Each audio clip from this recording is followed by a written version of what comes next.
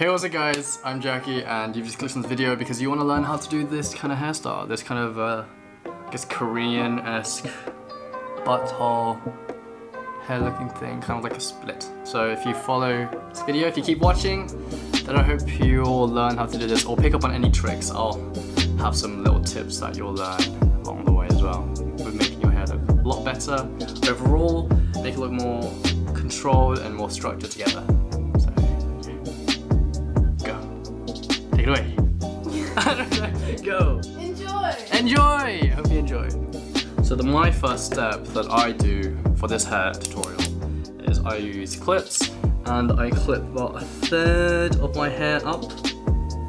I'm going to start curling my hair forward in kind of like a bowl cut situation, like a swooped hair, like the Bieber flick that he stole from Asians. So yeah, just gotta go around, kind of pushing your hair forward and then turning it like so. And it should automatically make your hair look shorter. If you notice that I'm looking to the right, my right of me, maybe your left, it's because there's a mirror. There's a mirror on my right so I can actually see what's going on instead of looking directly into the viewfinder. Not viewfinder, looking directly into the viewfinder thingy. So keep going around. Key thing to this is being consistent. The reason why you do this is so that all your hair is actually the same length. Have it all consistent, and this also helps give your hair more volume. Pressing from the roots and pushing upwards and outwards. And if you do that for your entire fringe, I think I spent a bit too much time on my fringe. It looks something like this. Looks pretty good.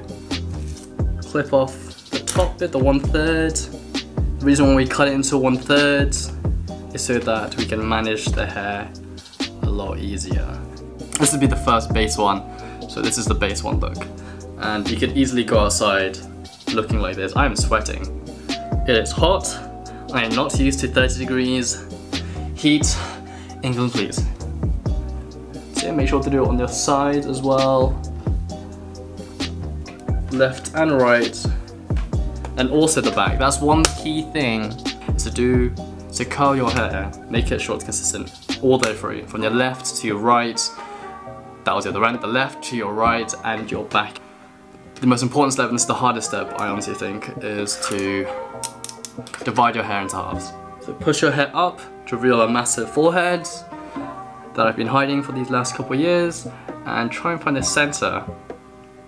Try and find the center and kind of like cut into it with your comb. A rat tail comb works very, very well, or a pair of clips, straight clips. If you get as close to the center as possible, just like so. It may take a couple of tries. You might need to divide it again until you think you're happy with that. I'm pretty happy with this. This is pretty good. So clip on one side. I'll start working on either your left or your right. Because my hair naturally forms from the right to the left, there's going to be more hair on the left. I'm going to clip again, about half of it, maybe 2/5 of my hair upwards. It won't be the same process of just outwards. It's a bit tighter. The reason why you make tighter curls is so that the curls are more prominent, the waves are more prominent. Doing that for the base layer, just here. Take out the clips. Take another 1/4.